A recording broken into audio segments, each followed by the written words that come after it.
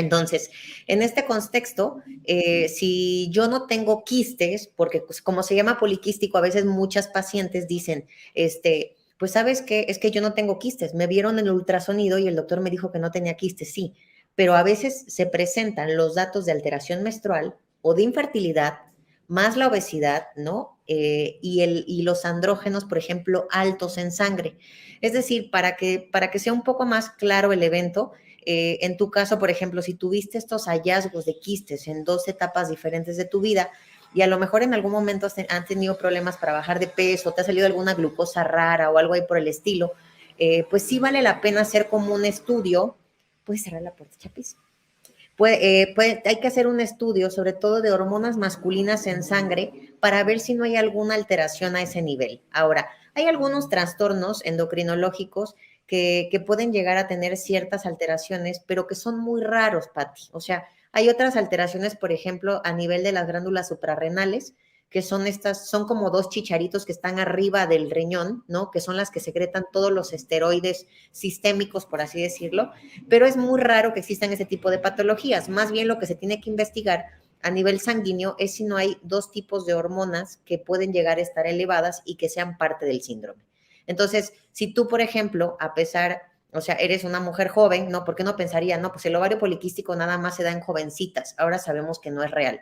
O sea, ahora sabemos que puede dar a los 30, a los 40, a 48, 49 años, ¿no? A lo mejor nunca se diagnosticó y vale la pena hacer un estudio, un interrogatorio y una reclasificación de esto, ¿no?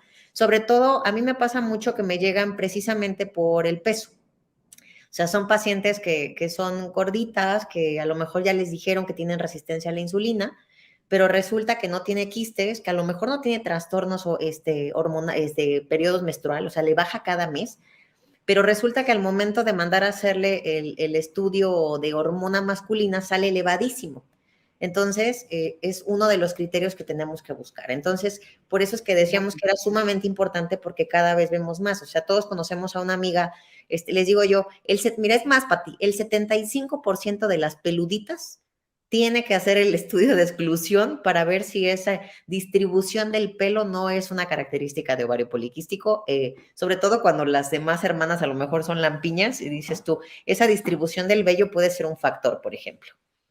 Ah, fíjate nada más, pues yo sé la diferencia de mis hermanas, yo digo que yo sí no niego la descendencia del chango, y mis hermanas son lampiñas, bueno, no, la que sigue de mí es súper lampiña, luego la tercera más o menos, y la cuarta un poquito más, pero de verdad yo soy súper velluda, yo sí padezco, me tengo que andar depilando de todos lados. Sí, entonces, por ejemplo, en tu caso que tienes como la duda, vale la pena, pues a lo mejor en su momento, dependiendo cómo te sientas tú, hacer como este escrutinio para ver si no existe esa posibilidad, ¿no?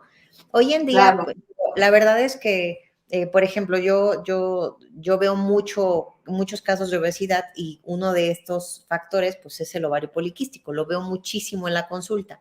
Puede haber niñas en normopeso, por ejemplo, adolescentes, que están en su peso, están flacas, pero le haces un estudio y tiene resistencia a la insulina, tiene las hormonas masculinas elevadas y ha tenido quistes en algún momento y dices, bueno, pues si no está gorda, ni peluda, ni tiene acné, ni granitos, ¿no? Entonces, existen ya 4 clasificaciones, pero se tiene que estudiar y se tiene que tratar como tal. Obviamente, ¿quiénes se diagnostican más? En pacientes que no se pueden embarazar o que les baja la regla muy aisladamente, es decir, pasan periodos sin reglar, o aquellas que les empieza a salir pelo y granitos de manera abrupta. Ahora, no hay que confundir que las adolescentes, por ejemplo, en su momento, pues podemos llegar a tener en la etapa preadolescente, pues granitos o cosas así derivadas del mismo periodo menstrual. Pero si las alteraciones se perpetúan y durante ciertos meses, hay que revisarnos, hay que llevar a la ginecóloga a estas adolescentes o a estas niñas para checar que todo esté en orden. Definitivamente, es que siempre tenemos que tener la cultura de estar desde que, ahora sí que desde que nos baja la menstruación, pues desde ese momento mensualmente estar yendo con la ginecóloga para que estemos ahora sí que pues muy bien monitoreadas para ahora sí que ver cualquier anomalía. Una pregunta, mi querida Ari. ¿Esta situación quística de ovario demás es hereditaria?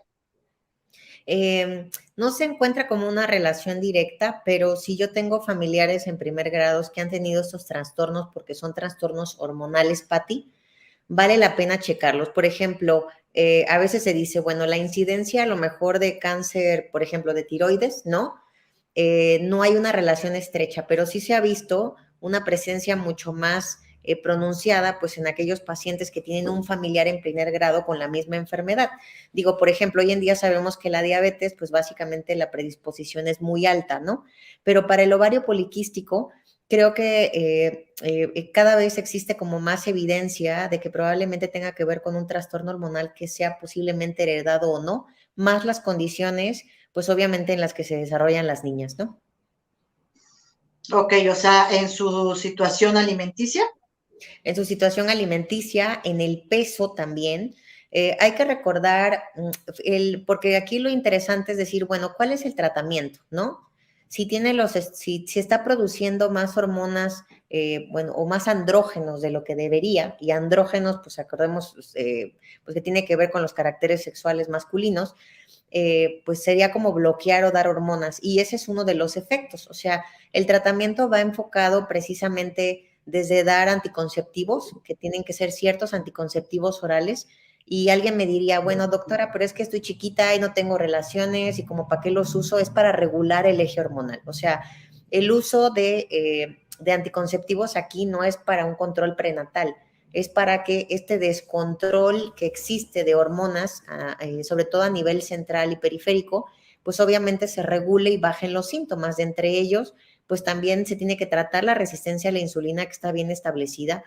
Es decir, no significa que su insulina no trabaje bien, no significa que la paciente coma un chorro de caramelos, pero significa que su cuerpo va a hacer que la insulina le cueste más trabajo trabajar por un tema metabólico, ¿no? Por eso muchas pacientes se dan cuenta porque suben de peso y de pronto comen, literal, yo siempre les digo a mis pacientes, mira, la característica del síndrome no es que no vas a morir, no te va a pasar nada malo, puedes embarazarte si llegas a un tratamiento con un ginecólogo de forma adecuada, si regulas el peso, pero el tratamiento está en la restricción dietética, obviamente. Estas pacientes, en lugar de cuando se comen un pan, Pati, es como si se comieran 4, ¿no? Entonces, el tema de quitar ciertos alimentos que sí se ha visto como que una relación de más alza de peso es importante, ¿no?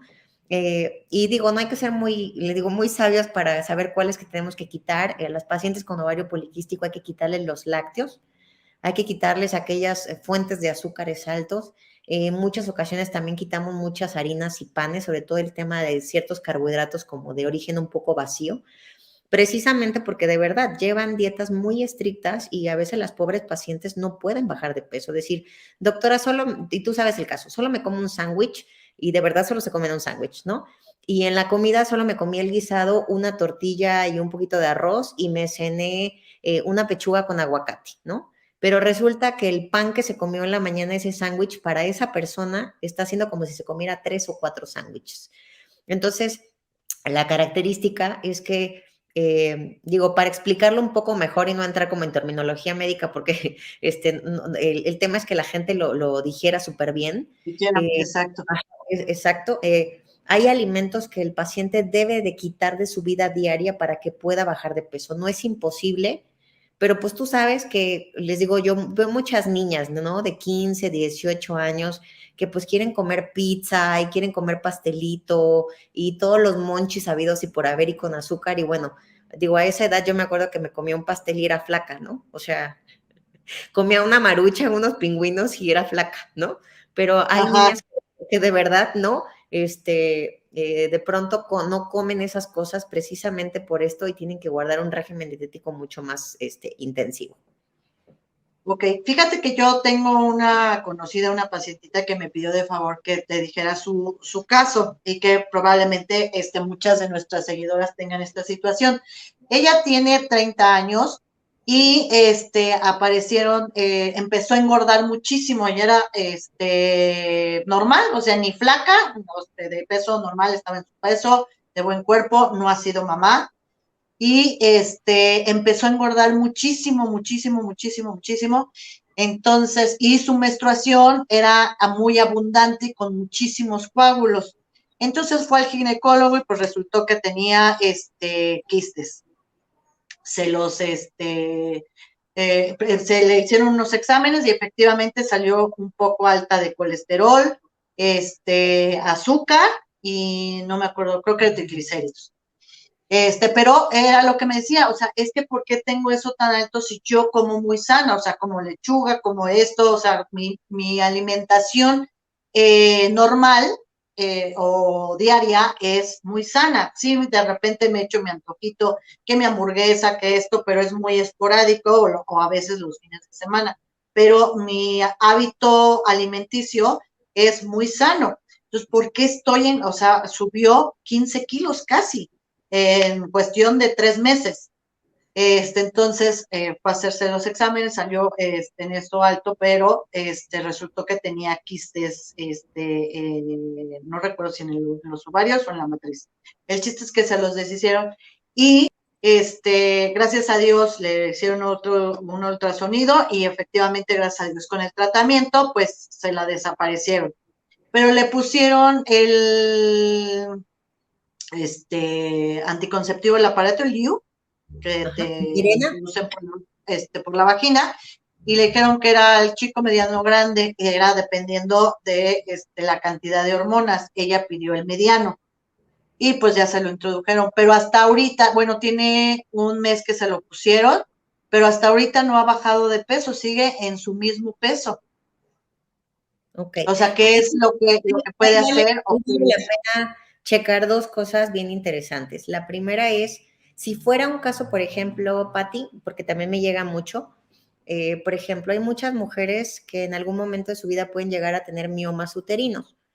Un mioma, tenemos nosotros, voy a agarrar la taza. Ajá, Tenemos vamos a suponer que esta es nuestra matriz y adentro del útero pueden ser, en el interior del útero, pueden abarcar cierta parte de la mucosa o prácticamente es como una bola, por así decirlo, que cubre o atrapa todas las capas, ¿no? Depende, intramurales, hay una clasificación. Estos quistes, cuando son o tumores benignos, ¿no? Que son miomatosis uterina, pueden llegar a causar sangrados muy interesantes, ¿no? Y también tienen una influencia hormonal. La ventaja de estos miomas, sobre todo en una mujer joven como ella, que tiene 30 años, que no sabemos si va a querer tener familia o no y que probablemente no sea mami todavía, pues lo indicado no es quitar su matriz, sino tratar de conservar eso, pues el tiempo posible sin que veamos una descompensación por estos sangrados. Entonces, en esos casos se pueden llegar a poner dispositivos que son de liberación local, ya hay varios en el mercado, no me voy a meter en marcas, ¿no? Ya hay varios en el ajá. mercado que hacen una liberación más local y evitan el sangrado, entonces la paciente se compensa. Ahora, hay que recordar que al fin y al cabo todos los casos de miomas tienen una influencia hormonal y hay que recordar, Pati, que cada 10 años que vamos envejeciendo las mujeres, el cuerpo hace un desastre. Les digo yo, es la crisis de las décadas, ¿no? Cada vez cuando Ajá. cumplías 20 ya no eras igual, a los 30 ya no eras igual, a los 40, a los 50, o sea, cada vez nos va costando más trabajo y tenemos que ir haciendo más cosas, ¿no? Más o menos en esa edad empezamos a envejecer muscularmente, entonces a veces tampoco hacemos ejercicio y eso también puede influir, pero el hecho de haber puesto el dispositivo no es para que baje de peso, si este fuera el caso, es para evitar el sangrado y el que ella se descompense. Obviamente, ¿qué es lo que va a tener que hacer? Pues llevar una dieta más estricta, empezar a hacer ejercicio y ver otras cosas. Ahora, supongamos que fuera un ovario poliquístico, ¿no? Si fuera un ovario poliquístico, en este caso sería casi la misma historia, ¿no? Es decir, el ovario poliquístico vamos a dar los hormonales no para que baje de peso, sino para que se regule el trastorno hormonal que la paciente tiene, baje ese estado de hiperandrogenismo, ¿no? Se pueden llegar a dar, por ejemplo, metformina en casos de que exista resistencia a la insulina y sin que la paciente sea diabética. Entiéndase que en ocasiones los médicos damos medicamentos como la metformina porque les digo yo, la metformina es como si le diera un Red Bull a la insulina para que trabaje, ¿no? O sea, realmente no es que baje la glucosa, mejora el efecto de la insulina que el cuerpo tiene. Entonces, eso hace que bajen los niveles, ¿no?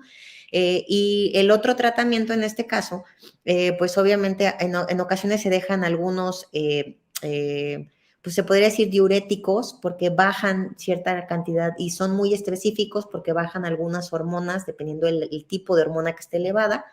Y pues el tratamiento de qué va a depender, inclusive algunos multivitamínicos con un tipo de sustancias, va a depender mucho de lo que en este caso quienes más lo diagnostican son los ginecólogos, lo que el ginecólogo determine que tiene que dar. Por eso a algunos pacientes les dejan metformina y otras no, a algunas pacientes les dejan anticonceptivas y otras no, a algunos les dejan un diurético llamado espironolactona y a otras no.